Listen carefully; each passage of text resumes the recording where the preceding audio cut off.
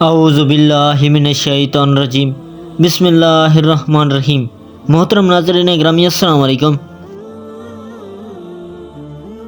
محترم ناظرین گرامی، حضرت علی علیہ السلام کے وہ فضائل جو نبی صلی اللہ علیہ وسلم چھپانا چاہتے تھے۔ محترم ناظرین گرامی، یہ روایت جابر بن عبداللہ انصاری سے مروی ہے کہ فتح خیبر کے بعد حضرت علی علیہ السلام جب رسول اللہ صلی اللہ علیہ وسلم کی خدمت میں حاضر ہوئے تو آپ صلی اللہ علیہ وسلم نے ارشاد فرمایا،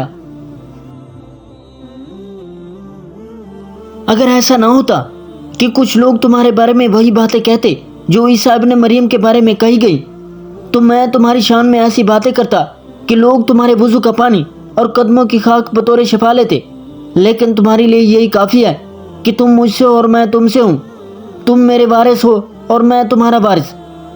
تمہاری نسبت مجھ سے ایسی ہے جیسی ہارون کی موسیٰ سے، مگر میرے بعد کوئی نبی نہیں۔ تم میرے قرض کو ادا کرو گے، میری سنت کے لیے جنگ کرو گے اور قیامت کے دن حوض کوثر پر میرے جانشین ہوگے۔ رسول اللہ صلی اللہ علیہ وسلم حضرت علی علیہ السلام کی وہ شان بیان کرنا چاہتے تھے جو لوگوں کے لیے ناقابل یقین ہوتی، لیکن امت کے فتنوں اور غلط فہمیوں کی وجہ سے رک گئے۔ یہ ایک ایسا راز ہے جو صرف خاص دلوں پر کھلتا ہے۔ یہ اقتباس حضرت علی علیہ السلام کی عظمت اور مقام کو بیان کرتا ہے جو رسول اللہ صلی اللہ علیہ وسلم نے خود ارشاد فرمایا۔ آئیے اس پر مختلف انداز سے غور کرتے ہیں۔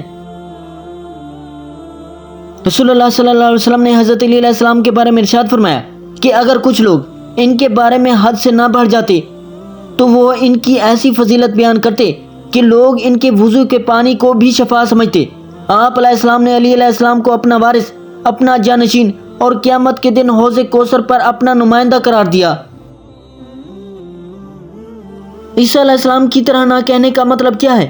ایک بہت ہی دلچسپ اور اثردار سوال ہے جو حضرت علی علیہ السلام کی عظمت کو بیان کرنے والے اس حدیث میں چھپی حقیقت کو اجاگر کرتا ہے۔ اس کا مطلب یہ ہو سکتا ہے، ایک عیسیٰ علیہ السلام کے بارے میں لوگوں کی مبالغہ آرائی۔ عیسیٰ علیہ السلام کی شان میں کچھ لوگ بہت زیادہ مبالغہ کرتے تھے اور انہیں خدا کا بیٹا تک مانتے تھے، جو کہ ایک بڑی غلط فہمی تھی۔ اگر رسول اللہ صلی اللہ علیہ وسلم حضرت علی علیہ السلام کی شان کو اس طرح بیان کرتے تو لوگ بھی ان کے بارے میں کچھ ایسی ہی باتیں کرتے جس سے ان کی حقیقت اور مقام کی وضاحت میں فرق پڑ سکتا تھا۔ رسول اللہ صلی اللہ علیہ وسلم کا محتاط رویہ۔ نبی صلی اللہ علیہ وسلم چاہتے تھے کہ حضرت علی علیہ السلام کا مقام لوگوں کے دلوں میں صاف اور درست طور پر رہے تاکہ ان کا احترام بڑھ سکے، لیکن ایسی افواہیں نہ پھیلیں جو غلط فہمیوں کا سبب بنے۔ 3 موازنہ اور تشبیہ۔ عیسیٰ علیہ السلام کے ساتھ اس تشبیہ کا مطلب یہ بھی ہو سکتا ہے کہ عیسیٰ علیہ السلام کی شان میں غلو نے ان کی حقیقت کو ایک مخصوص شکل دے دی تھی۔ اسی طرح اگر علی علیہ السلام کے بارے میں بھی غلو کیا جاتا تو ان کی حقیقت کو گمراہ کرنے والے نظریات جنم لے سکتے تھے۔ محترم ناظرین گرامی، اگر یہ ویڈیو پسند آئی تو اگلی ویڈیو دیکھے بغیر نہ جانا، ورنہ خواب میں بھی یہی ویڈیو دیکھو گے۔ جو بھی اس ویڈیو کو لائک کرے اور سبسکرائب کرے اس کا نام اگلی ویڈیو میں آ سکتا ہے۔ اگر آپ کو یہ پسند آیا تو اس پوری سیریز کو دیکھنا نہ بھولیں۔